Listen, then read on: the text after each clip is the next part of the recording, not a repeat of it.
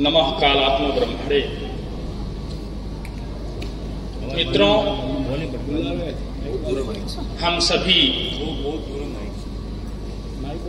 कहीं न कहीं उस महान ज्योतिष पुरुष के अंशीभूत हैं। कहीं न कहीं महान पूर्व जन्मों में हम लोगों ने कुछ ऐसा कृत किया होगा कि यह शास्त्र पढ़ने को हमको मिला है, हमको सुनने को मिला है। ऐसे बड़े बड़े विद्वान जो हमारे बीच उपस्थित हैं, जी.डी. वशिष्ठ जी, हम इनको गुरुदेव वशिष्ठ कहें तो ज्यादा अच्छा है। जी फॉर गुरु, डी फॉर देव।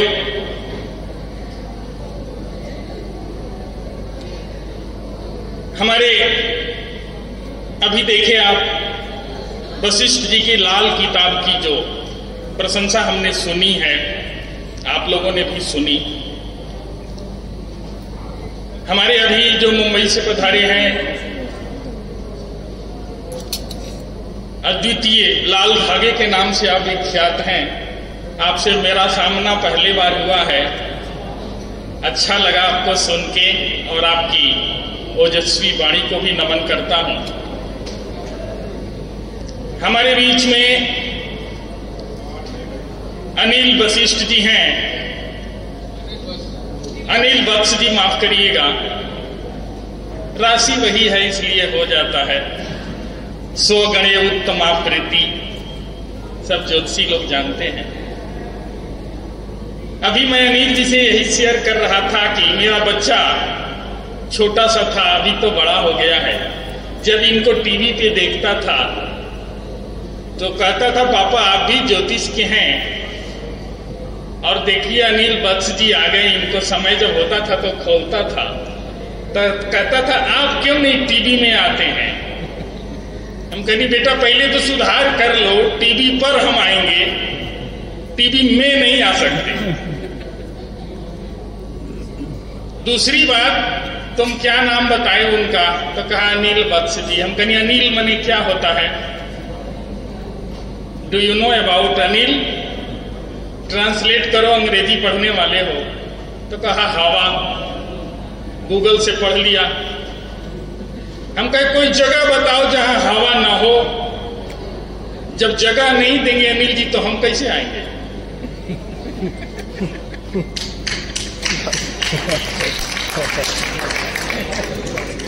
दो की बड़ी प्रधानता है इस पूरे मंडप में, एक अनिल की और दूसरे दिनेश की। और अभी हम लोग शास्त्रीय चर्चा भी सुन रहे थे रवि के बारे में, चंद्रमा के बारे में। मित्रों, जो 3 कोटियां की गई ना, चाहे वो गणितीय हो, एस्ट्रोनॉमिकल हो, ज्योतिष सिद्धांत की बात हो या फलित की, कुछ न कुछ तो राज है इनमें। सूर्य चंद्रमा 1 कोटि के हैं, इनका मैथ भी एक तरह से होता है। मैं सिद्धांत ज्योतिष भी जानता हूं, totally calculation as it is होता है। रवि चंद्रौ मंद फले नहीं बस स्फुटौ भवतः, एक संस्कार होता है, एक श्रेणी के हैं। अब फलादेश में थोड़ी सी पन्ना पलट दीजिए, राजा नौ रवि सी तगु, एक ही जाति के हैं, ये भी राजा है। अभी बात चल रही थी, शायद आप मुंबई वाले भाई साहब ने उठाई कि भगवान राम दिन में अवतार लिए, कृष्ण रात में। पता है, हम ज्योतिषी लोग ना भगवान का भी अवतार करा देते हैं। ये केवल ज्योतिषियों में सामर्थ्य है। किससे? बृहद पराशर होरा शास्त्र, सृष्टि का अध्याय, रामो अवतारः सूर्यस्य चंद्रस्य यदुनायक, और कृष्णस्य क्या, चंद्रस्य, चंद्र के अवतार कौन है, यदुनायक। तो हम राम को अवतरित कराते हैं सूर्य के वंश में, सूर्य के अंश लेकर के, इसलिए सूर्यांश पुरुष दिन में प्रदीप्त होता है। और चंद्रमा के अंश से जो उद्भूत होता है, जिसमें अमृतत्व किरणों की अधिकता होती है, उसे तो रात में ही आना है ना। अमृत तत्व भरेगा कहां? नहीं भर सकता, उसमें कमी हो जाएगी दिन में। ये कारण है, इतनी डीप अध्ययन है। जब हम पात्रता की बात करते हैं मित्रों, कल भी हम लोग थोड़ी चर्चा किए थे, बड़ा आनंद आया था कल, इसलिए कि कल आप लोग सब अपनी अपनी बात शास्त्रीय ढंग से रख रहे थे, तो कल सुनने का मौका ज्यादा था और हमें लगा आज सुनाने का मौका ज्यादा था। कल त्वम था, संस्कृत वाले थोड़े में समझ जाएंगे, आज अहम है, गीता वाला। अहंकार विमूढ़ात्मा कर्ता अहम इति मन्यते। ये अंतर होता है काल के कारण। जो कल का मुहूर्त था वो आज का नहीं है ना, जो कल का काल था वो आज का नहीं है, इसलिए विषय में भेद भी आपको मिलता है कालजन्य अंतर से। अभी बात चल रही थी फलादेश की,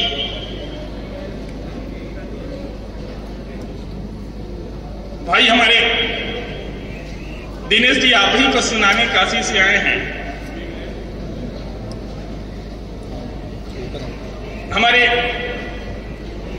वशिष्ठ जी कह रहे थे बुद्ध की बात, ग्रह की, बुद्ध के वैशिष्ट की बहुत अच्छे ढंग से इन्होंने उपस्थापित किया। चिंतामणि, सर्वार्थ चिंतामणि हो चाहे चमत्कार चिंतामणि हो, भाई अग्रज अनिल जी ने बहुत अच्छे ढंग से उपस्थापित किया। शास्त्र को छोड़ा नहीं, क्योंकि मूल को छोड़ने में फिर वो आनंद नहीं आता।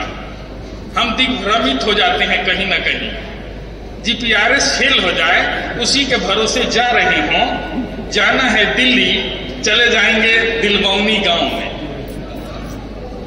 ये समस्या होती है। तो जब फलादेश आपने तो कर दिया, भी शनि देखेगा अगर सूरज चंद्रमा को, तो उसमें ये गुण आएंगे, उसकी दृष्टि का फल मिलेगा, क्योंकि उसमें तज्जन्य गुण है, तो उसमें मज्जा है, रक्त है, तो तज्जन्य दृष्टि का फल मिलेगा कि तीसरी को निकालेगा और वो पौरुष के बढ़ाएगा। ये बिल्कुल शास्त्रीय बात है, बस इनका थोड़ा सा तड़का जो है बड़ी जोरदार था। बात शास्त्रीय थी। रक्ताधिक्य स्त्री पुरुषस्तु शुक्रे नपुंसकः शोणित साम्य शुक्रे, वही तो बात है बारह मिहिर की, जिसकी धरती पे आप बैठे हैं। पहला जनक फलित शास्त्र का, संहिता का आचार्य बराह मिहिर, उनकी धरती है, इसलिए वो अपनी बात को रखवा रहे हैं। तो जब पात्रता की बात आती है कि ये फलादेश किस पे लागू होता है, कभी आप लोग सोचते हैं क्या मेरे पे भी रवि चंद्रमा की कोई वैसी ही स्थिति हो, शनि देखेगा तो मेरे पे फल मिल जाएगा, और जो रोज गाय काटता है उसका भी होगा तो मिल जाएगा, जो रोज अग्निहोत्र करता है उस पर भी फल मिल जाएगा? आपका उत्तर होगा नहीं, आलोक में भी नहीं होता है, प्रयोग में नहीं होता है, ऐसा नहीं होता। क्यों? क्योंकि पात्रता जो बताई ना शास्त्रकारों ने, उस पे हम अमल नहीं करते, ध्यान नहीं देते। क्यों? किसके लिए है ये सब फलादेश? आचार्य श्रीपति जातक पद्धति, स्यात् धर्मिष्ठ सुशील पथ्य सुभुजाम न स्यादिदम पापीना।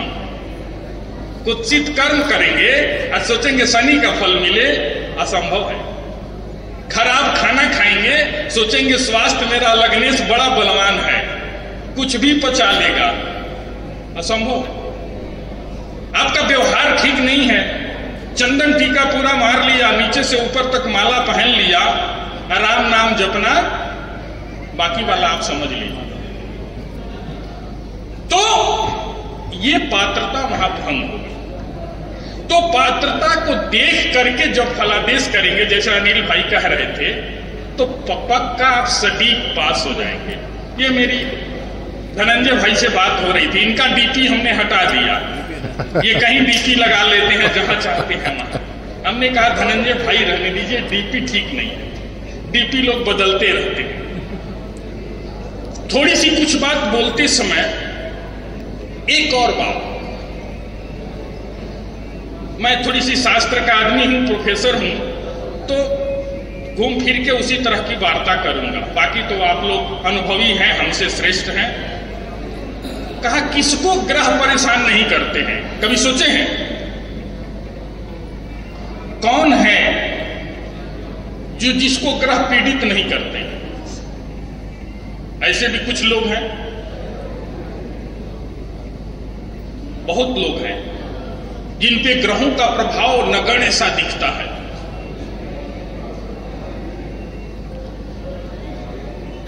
क्यों?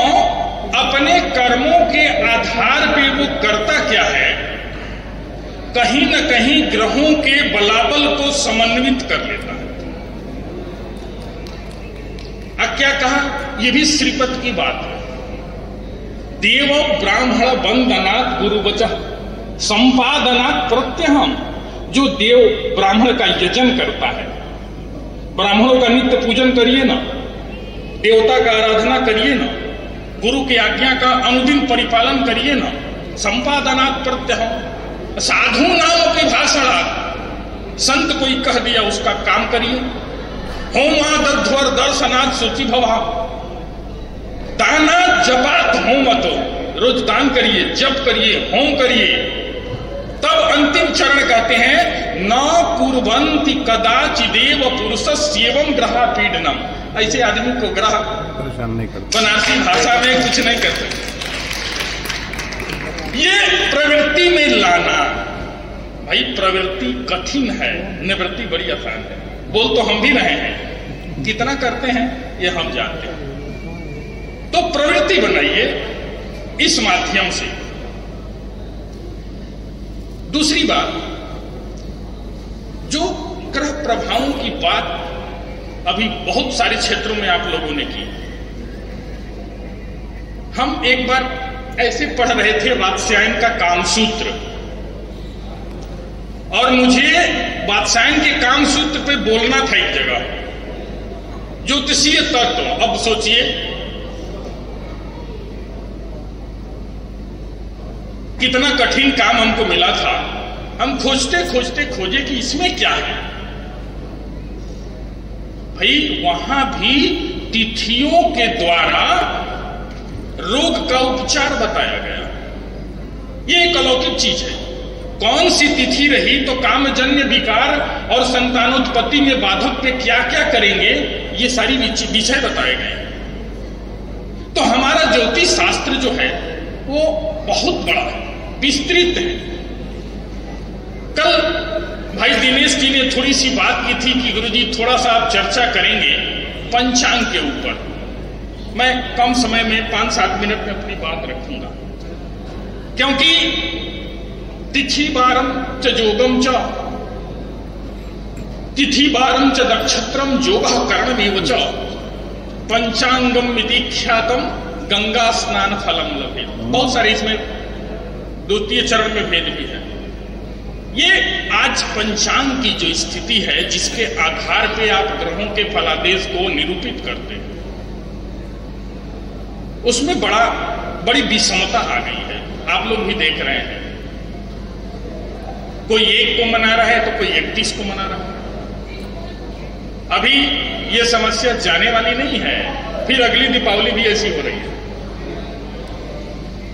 होली होगी, रामनवमी होगी, रक्षाबंधन होगा, ये तमाम समस्याएं इस तरह की आएंगी। इसके मूल में थोड़ी सी बात आपको बता दूं, आप बीज जानिए। भारत में प्राचीन परंपरा में केवल एक प्रकार से पंचांग बनाए जाते थे, और वो था सिद्धांत ग्रंथों पे आधारित। ग्रह नक्षत्रों का मान निकालना, 9 ग्रहों को स्पष्ट करना, उसमें सूर्य चंद्रमा को लेकर के पंचांग का निर्माण करना। वो चाहे सूर्य सिद्धांत से था या ब्रह्म सिद्धांत से था या आर्य सिद्धांत से था। 14वीं शताब्दी के आसन्न, थोड़ी सी और पहले 13वीं कह सकते हैं, कुछ विद्वान ऐसे हुए कहे कि ये बड़ा मेहनत और श्रम साध्य है इसका गणित करना। उन लोगों ने सारणी ग्रंथ बना दिया, टेबल जो इसको आप बोलते हैं। तो टेबल के फॉर्मेटिंग से पंचांग बनाना आसान हो गया। उसमें भी कोई विषमता नहीं थी, कोई नहीं कर सकता है। 14वीं 15वीं तक किसी तरह का वैषम्य नहीं था। जैसे ग्रह लाघव कार्य के 1442 साके की बाद की आगे थोड़ी सी गाड़ी बढ़ी, उस समय संसार में ऑब्जर्वेशनल पोजिशनल एस्ट्रोनॉमी से ग्रह बनाने की प्रक्रिया शुरू हो चुकी थी। उन लोगों ने ग्रह ले लिया और पोजिशनल एस्ट्रोनॉमी ग्रह देकर के फिर उस आधार पे कुछ लोगों ने पंचांग बनाना आरंभ कर दिया। उसी तरह जैसे जापान से बुलेट ट्रेन खरीद लें, अल्लाह के मुरैना के ट्रैक पे रख दें। मैं किसी की बात नहीं कर रहा हूं, शास्त्र की बात कर रहा हूं। अब लेके तो आए, पंचांग उनको आसान लगा क्योंकि सॉफ्टवेयर बनाना बिग इंटीजर में बड़ा कठिन था। तो डेटा वर्क लेके लोग करने लगे। 50 साल 40 साल 100 साल टुकड़ों में बांट के। जैसे ये प्रक्रिया आई तो पंचांग तो लोग बनाने लगे, लेकिन डिफरेंस आने लगा जो प्राचीन किताबों से बनाते थे और इसमें। तो 2 प्रकार की पंचांग बनाने की विधि आज के डेट में वो है, एक प्राचीन ग्रंथों के आधार पे, दूसरी दृश्य गणना के आधार पे। अब क्यों? फलादेश में भी 2 प्रक्रियाएं हैं, एक दृश्य फलादेश और एक अदृश्य फलादेश। अभी जितनी बातें हम लोग कर रहे थे ये सारे अदृश्य फलादेश थे। अभी पूछा जाए, वशिष्ठ जी हमारे गुरु जी कह रहे थे कि शनि देख रहा है, तो इनसे हम पूछें कि क्या बगल में आप खड़े थे क्या? कि शनि आपको फोन किया था कि गुरु हम देख रहे हैं, इसको लोग को थोड़ा ललकारते हैं, थोड़ा ठोकते हैं इसको, है कोई प्रमाण? जी नहीं। शास्त्रकारों ने कहा, प्रयोग में इन्होंने लिया और ये बोल दिए, इन्होंने रख दिया सिद्धांत। ये अदृश्य गणना है। दृश्य गणना क्या है? कल सूर्य ग्रहण होगा, ये दृश्य है। बिल्कुल। दिन में अंधेरा होगा, दृश्य। और होगा मतलब होगा। दिन में अंधेरा छा गया बिना बादल का, तो आप कहेंगे कि ये गणना सही है और दृश्य है। और तब ग्रहण के उपराग में या पहले जाएंगे, स्नान आदि करेंगे, तो जो कर्म करते हैं वो दृश्य फल को प्राप्ति के लिए आप करते हैं, चाहे संक्रांति जन्य हो या उदयास्त का हो या ये हो। और अदृश्य में क्या आता है? ये कुंडलियों का फलादेश और व्रत पर्व त्योहारों का फलादेश। एकादशी करते हैं, पूर्णिमा करते हैं, जितने भी व्रत करते हैं, किसी को दिखता है क्या पुण्य कितना % हमको मिला? नहीं ना। ये गणनाएं अदृश्य है। तो जो मत आए पंचांग बनाने के, अब आप देखिए डिफरेंसेस देखिए। तो दृश्य जो गणना के आधार पे पोजिशनल एस्ट्रोनॉमी से जो पंचांग बनाते हैं, उनके पास अदृश्य का कोई बेस नहीं है। दादा कोदो लादते थे ट्रक पे, हम भी ट्रक पे कोदो लाद रहे हैं, कोई चेंजिंग नहीं है बिटवीन। और टाइम का एरर आ गया, चेंजिंग नहीं आया। अब इसी के चलते ये समस्या उत्पन्न हो गई कि किसी की तिथि 4 घंटा पहले दृश्य पक्ष वाला तो अदृश्य वाला 4 घंटे बाद में आने लगा। एक क्वेश्चन है आपका, काशी हिंदू विश्वविद्यालय पंचांग के लिए पद के निर्णय कुछ कर रहा है, संदेश दे रहा है, इसी सब से धन्यवाद। काशी हिंदू विश्वविद्यालय इसके कार्य कर रहा है। आपको बता दें, एक तो सिद्धांत हम लोगों ने तय कर लिया कि किस सिद्धांत के आधार पर पंचांग बनाना धर्मशास्त्र और सनातन परंपरा के लिए हितकारक है। वो तय हुआ सूर्य सिद्धांत, सबसे प्राचीन सिद्धांत है। और उसमें भी कौन सी पद्धति लेंगे तो 100% सारे लोग सक्षम है काशी में, बाहर भी, कि निर्बीज, बिल्कुल, जिसमें किसी प्रकार के बीज का संस्कार नहीं किया जाएगा। क्यों? दृश्य अलग है, अदृश्य अलग है। बिल्कुल। थोड़ी सी डीप करें आपको, थोड़ी सी अंदर जाके अगर कहेंगे कि दृश्य ले लें तो क्या बिगड़ जाएगा? आपको क्या परेशानी है? परेशानी है तिथि के मान में मिनिमाइज और मैक्सिमाइज होने में बहुत बड़ा अंतर आ जाएगा। तो एकादशी जैसे व्रतों का निर्णय हो ही नहीं पाएगा। तो इसका मतलब एकादशी को हटा दें, नया धर्मशास्त्र लिखे और गौतम पराशर हम बन जाए। भले टीका लगाने का ढंग नहीं है, माला पहनने का ढंग नहीं है, जब पकड़ने का, ये कहीं ना कहीं हमें बाधित कर रही है। तो काशी हिंदू विश्वविद्यालय इस प्लेटफॉर्म पे काम कर रहा है कि एक ऐसा पंचांग हम आपको दें, जिससे दृश्य वाला काम दृश्य से कर लीजिए और बाकी जो व्रत पर्व त्योहार है इसका काम सूत्र हम आपको दे देंगे, आपको मेथड दे देंगे, आपको रॉ मटेरियल दे देंगे। आप देश के जिस कोने से जहां से चाहें पंचांग छापें और अपना काम करिए। हम किसी के व्यापार में बाधक नहीं बनेंगे, हम साधक बनेंगे कि कम से कम उज्जैन में अगर आज रक्षाबंधन है तो उज्जैन से निकलने वाले 5 पंचांगकार आज ही रक्षाबंधन लिखे। ये समता है, ये होनी चाहिए। ये अलग है कि गुजरात में क्या होगा और कलकत्ता में क्या होगा, वो सब लोग जानते हैं, समय जन्य अंतर है। नहीं तो कुंडली में अंतर कैसे होता, काल में अंतर कैसे होता। इस तरह की तैयारी के साथ हमारा काशी हिंदू विश्वविद्यालय आपके समक्ष ये काम लेके आएगा, जिसके आधार पर मुहूर्तों का निर्णय, फलादेश, कुंडली आदि का आप निर्णय आसानी से कर सकते हैं। मैं समझता हूं कि बहुत सारे वक्ता हैं और बातें तो होती रहेंगी इसी बहाने आप लोगों के बीच में आकर के कि वो भारत भारती में एक उनकी उक्ति है कि विज्ञान से क्या कहते हैं, कहीं नोट किए थे, भूल गए।